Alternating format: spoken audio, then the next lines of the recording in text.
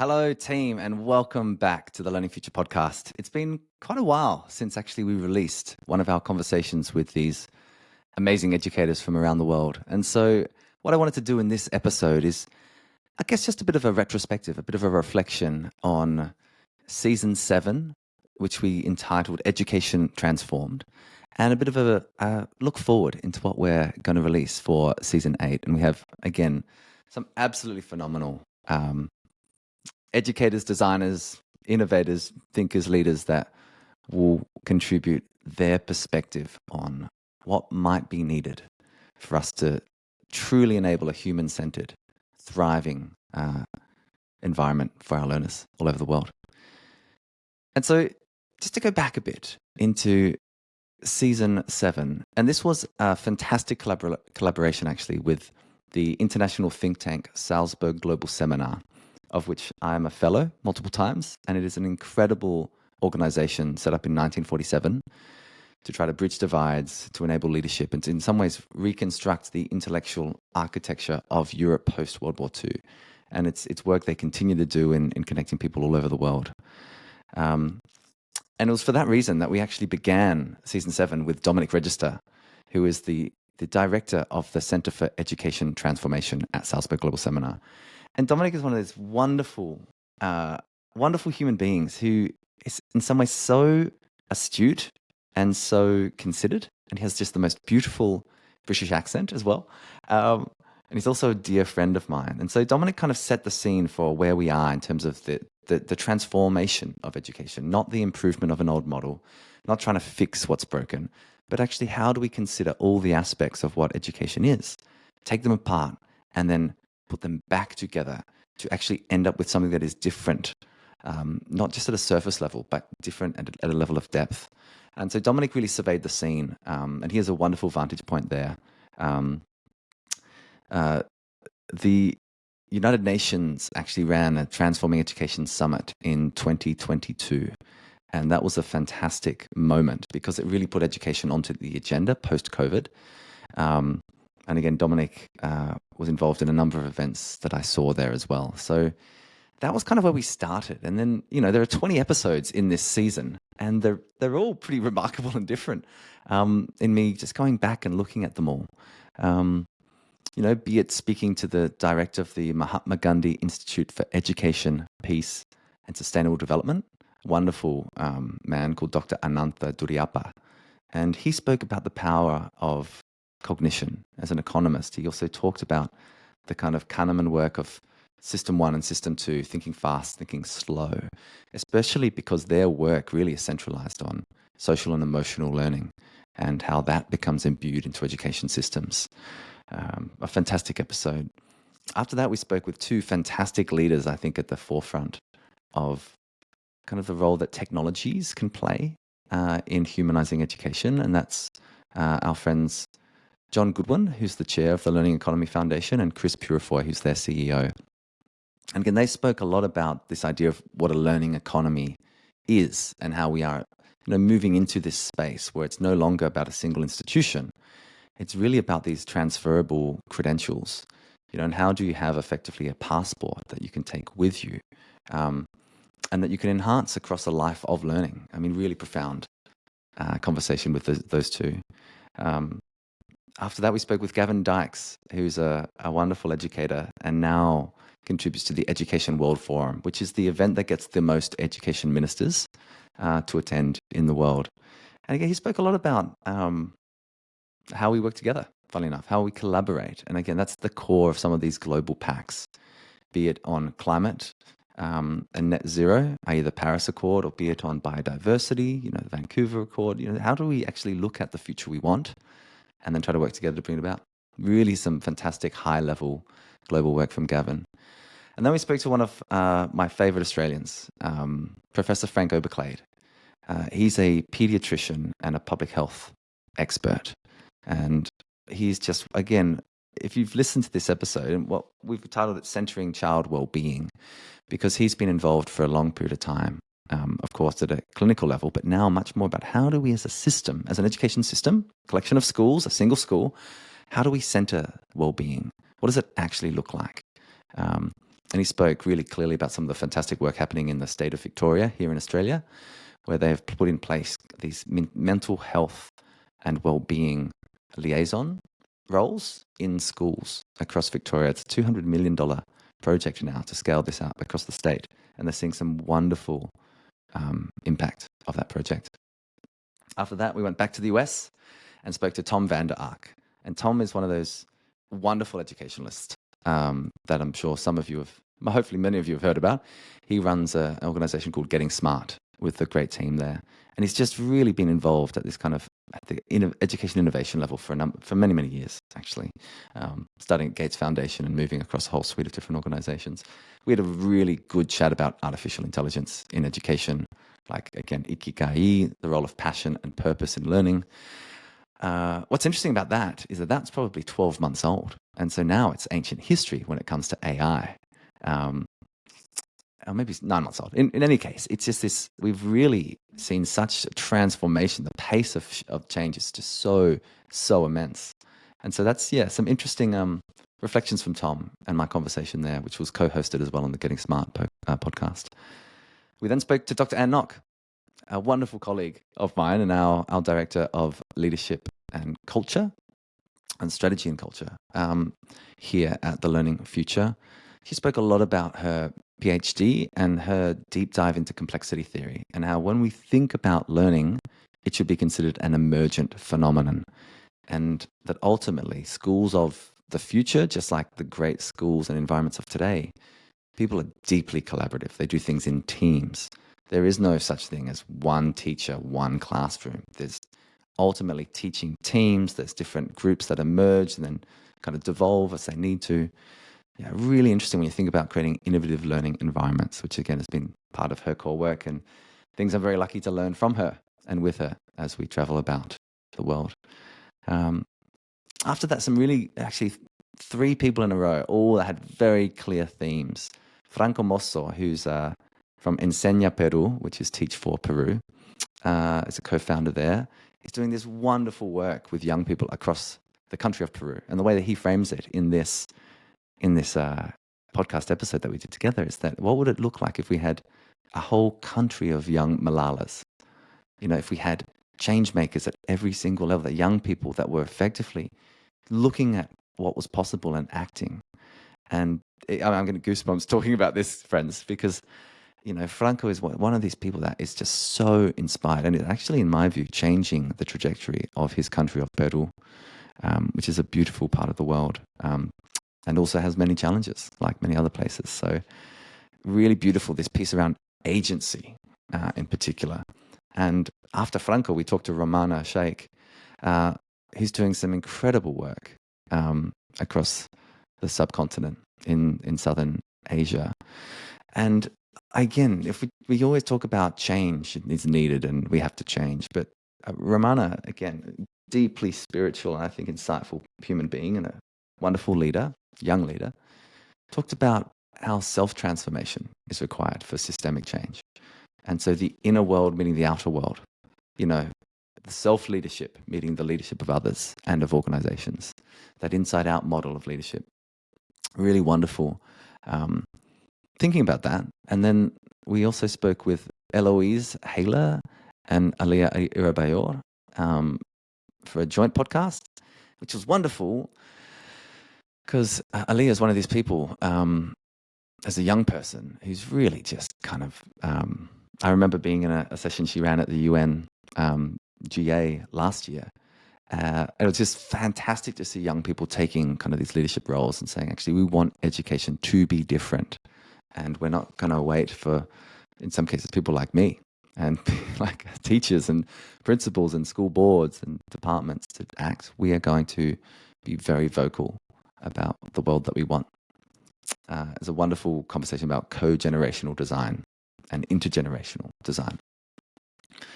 After that, some really good friends, Lasse Leoponimi from Finland, from 100, of which he's the co-founder, talking about innovations for flexible learning.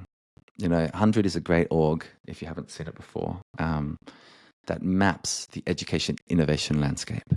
And it looks at, every year they have a global collection of 100 different ideas from around the world that are making change. And so often it's not just improvements, although that's critical. We definitely want improvement. It's actually innovation, which means not just trying something that doesn't work. It means, scaling out an idea that has been tested at a small scale. And so then how do we in an innovation is something that works. It's not innovative if it doesn't. It was a really great point that we talked about. Gosh, this was such a massive season. I have to say, these 20 conversations really did change me. Episode 12 was with Alex Batterson, and he's a deputy leader at a school in the UK. But we spoke a lot about approaches for flourishing, because he also chairs the Human Flourishing, one of the groups for the Human Flourishing Project out of Harvard's Graduate School for Education. And this idea that schooling isn't about achieving solely, it's about flourishing or fulfillment. How do we have a more broad way of understanding that? How do we measure that as systems? How do we care about not just what our young people know, and not just what about that they can do, the applied knowledge, but actually about how they are and then who they are, the identity piece, the social and the emotional aspects of being and of learning and doing. Really great conversation, which again flowed into episode 13 with Dido Balla. Dido and I met actually in Israel, where we were looking at some of the social and emotional work taking place there. We spoke at a couple of events. And it was really interesting. Dido and I really dropped into flow during this conversation. We spoke about cultivating fitness, flow, and learning, and how that the more flow young people experience, the more meaningful their life feels. And again, if we think about this moment in time, colleagues, where we have a lot of things emerging from the negative impact of the social media platforms, and at the same time, we have this incredible transformational technology in artificial intelligence and machine learning that is impacting every aspect of our lives in some negative ways, but also in some really positive ways around the future of work and learning. It was a really great chat. And Dido's, again, just a wonderful presence, a wonderful educator. Lots more good things to come from him. When we discussed that, he was at the Goldie Hawn Foundation and ran like a really powerful program called Mind Up as the director of education there, which means how do you explicitly teach young people how the brain works, mindfulness techniques as well that help us all regulate. Brilliant work. I then spoke with one of my colleagues from Karanga and from Salzburg Global Seminar, Jigyasa Labru, and we spoke a lot about curiosity, and also bittersweetness, which I hadn't really thought about, to cultivate the feeling of bittersweet. A lot of conversation here about, again, the human side of change and the human side of education, and when I say the human side, all I mean is the convergence of the cognitive, the social, and the emotional, and you can add to that the spiritual and the physical as well in one of the models that we really like through our work. After that, we had the Director General of the International Baccalaureate of the IB, Olli-Pekka Heinonen, and he used to lead the Finnish education system, and now he's leading, the IB, which is seen as one of the premier innovative models for schooling internationally. We spoke a lot about what it means to do meaningful and memorable public work, and Olli-Pekka's been a public servant, really, for most of his career as a politician, and in the Finnish system. And so, I was really just trying to poke a little to see what the thinking is for the IB. Because like any educational model, it's holding true to the value set, but also enabling radical innovation to come in our view as well. After that was a conversation with, I have to say, all these people are just so fabulous. And for anyone that's still listening to this, I really hope that you go back and actually listen to some of these podcasts, because I have to say I'm different after I have a conversation with these people, with some of these people in particular. And one of them is Professor Stephanie Jones. She's at Harvard, and she runs the EASL Lab, the Ecological Approaches for Social Emotional Learning. Oh my goodness. Stephanie to me kind of epitomizes like who an academic can be and what they can be for the world.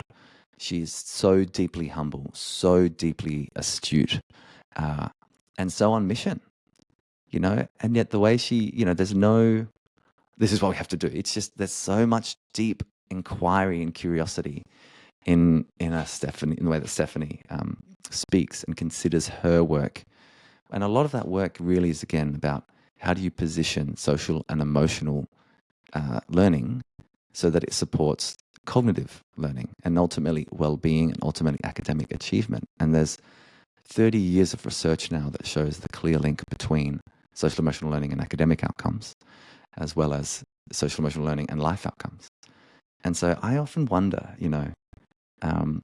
why we haven't yet fully worked this out, why we still are stuck in the kind of what we sometimes, my friend Jean Clinton calls the myth or the tyranny of cognitive obsession. You are what you think only, instead of you are what you think and how you feel. And the effective neuroscience is opening up into that space. We talked a lot about redefining good behavior and engagement. And, we talked interestingly as well about the Brofenbrenner, like having the child in the center versus what if we had relationships in the center? And we thought about, and this again is moving us from the idea of like child-centered into what's interesting, like ecosystem language or living system language. Very, like really, really interesting. One of my favorites, I have to say, that I've ever recorded. After that, we talked with Catherine Floyd. And this was a wonderful conversation about the early years in particular and nature. How do we make sure that we, in some ways, protect childhood itself from, corporate interests or from too much expectation or from, in some ways, like more horrific things like, pornography or unfiltered access to violence and other aspects. A lot of the conversation was, in the natural world, the impact that we can have on our young people by giving them access to high quality early years education. After that, we finished with three wonderful thinkers, one a school principal, one an education thought leader, and one an academic. We had Sal Gordon, who's the school principal at Green School, Bali. And I was lucky last year to go and visit the Green School. And it's a famous school because it's a school without walls. It's built purely of bamboo. And it's a pretty remarkable learning environment, I have to say, in walking through there. And Sal took me and the Learning Future team on a great tour. It's interesting. He talked a lot. The metaphor we used a lot was the idea of sailing. Like, going from a nomadic learning to nautical. How do you wayfind, especially as a leader of a very innovative school like that? I was also very lucky to be there when students were doing what's called the Greenstone, which is a TED Talk kind of capstone project.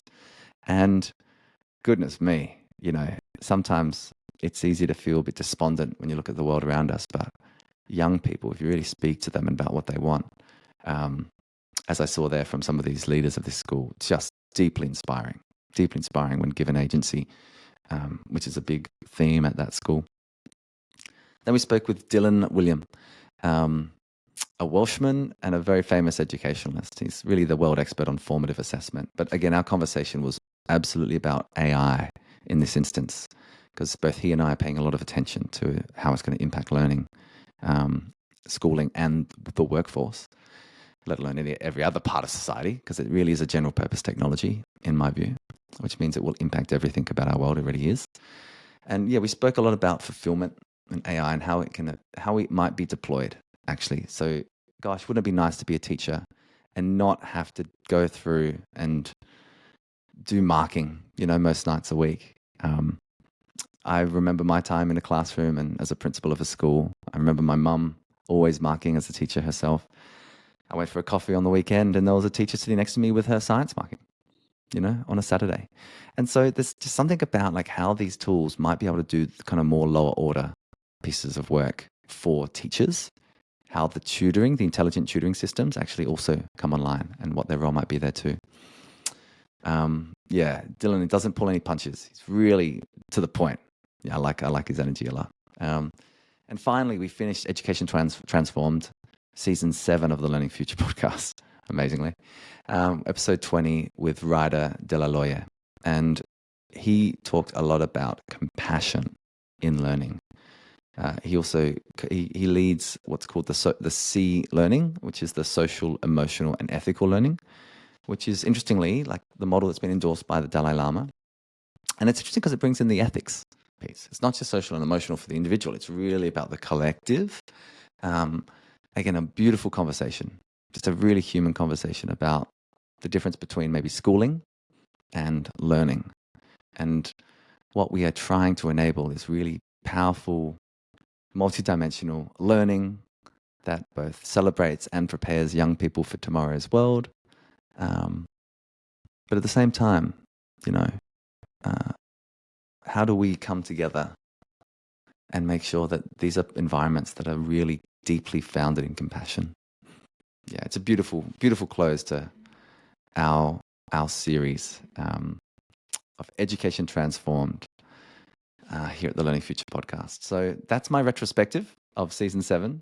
Thanks so much for listening to this, 21-minute kind of episode that we've put out, just as a bit of a retrospective on season 7. Season 8 is going to be an absolute, it's going to be really, really great. I've recorded about 8 of the podcasts so far. And again, we've got some wonderful global thinkers, which is really kind of the place that I find I learn the most in my unique vantage point. And so we speak with Rebecca Winthrop, who is one of, I think, the best education thinkers and policymakers in the world. She runs the Center for Universal Education at the Brookings Institution out of Washington, D.C. We have a wonderful, wonderful conversation about agency and relationships and the role that it has. In student engagement in particular, this idea of engagement, and are we in an disengagement epidemic right now, with kind of social media platforms, technology, mobile phone bans in schools, a lot of things that we unpack there. We speak to the man who wrote the book on 21st century learning next, Charles Fidel, who's at the Center for Curriculum Redesign. He's been attached to Harvard for a long time. And again, great conversation straight to it on AI. And he's got a great book called Education for the Age of AI, which he and the team wrote, which is something that I often reference in our work as well. We've got some great other colleagues like Mette Miriam Boyle, who's at MIT. And so she is a biologist and talks a lot about living systems and is working with Peter Senge, who's a very famous systems thinker. And effectively, how do you build a compassionate system that is based on a living system model rather than a mechanistic system? So again, a really beautiful conversation with her. And then we have some wonderful colleagues, former colleagues of mine from the Stanford D School, many of whom have kind of put out these beautiful things called the D School Guides. And it's like a really beautiful contribution. And they look gorgeous.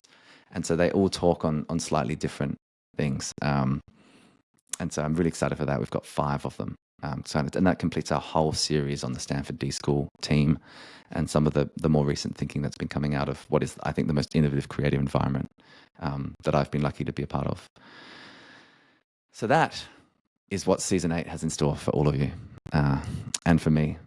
Thank you so much, team, for listening, for what you do. Please get in touch with us at The Learning Future. If you have any ideas of who you might want us to speak with, send us an email at hello@thelearningfuture.com. Also talk to us on LinkedIn at Louka Parry or The Learning Future. Yeah, we'd love to know what you're working on as an educator, as an innovator, as a leader yourself. Until next time, thanks for listening.